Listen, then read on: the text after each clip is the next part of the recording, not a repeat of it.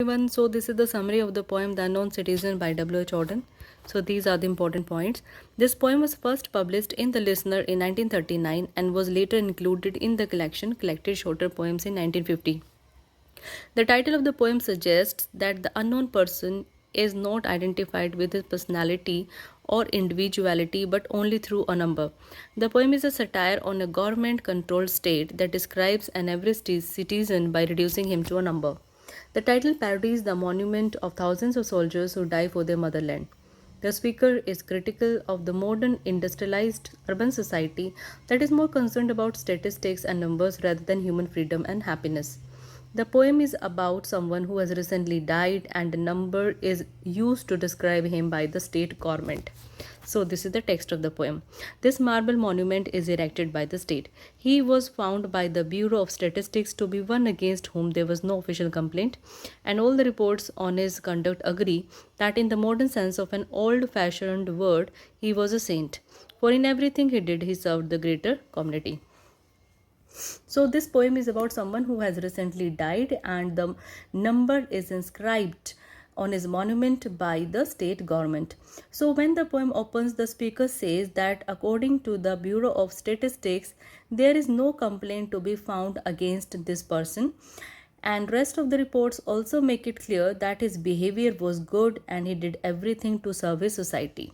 He was a perfect citizen who fulfilled all of his duties and responsibilities properly. Except for the war till the day he retired, he worked in a factory and never got fired, but satisfied his employers, First Motors Inc. Yet he wasn't a scab or odd in his views, for his union reports that he paid his dues. Our report on his union shows it was sound, and our social psychology workers found that he was popular with his mates and liked a drink.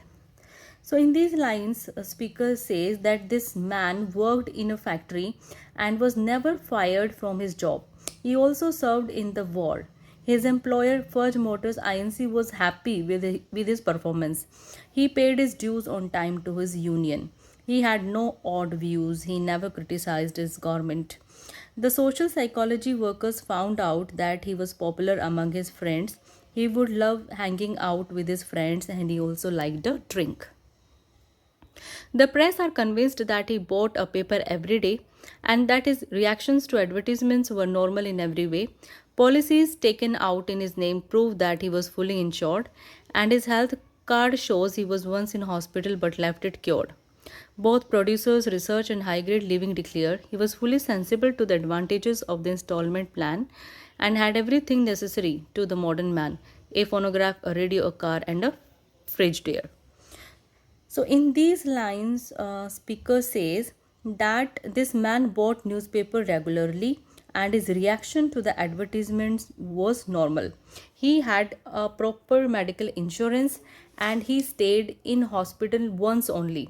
So this is made clear by official health records. So according to producers, research, and high grade living investigations, he had everything required by a modern man, like a record player, radio, car, and a fridge.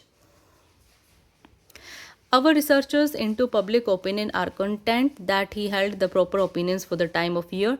When there was peace, he was for peace. When there was war, he went. He was married and added 5 children to the population, which our eugenist says was the right number for a parent of his generation. And our teachers report that he never interfered with their education.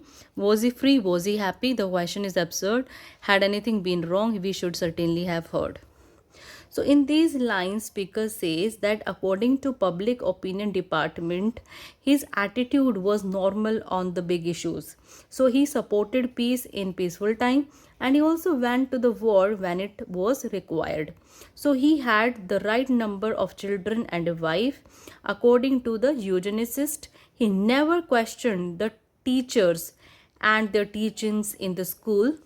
And in the final lines, the speaker says that it is a wrong question to ask whether he was free or happy. So if it had been so, then we would have known about it. And here the poem ends.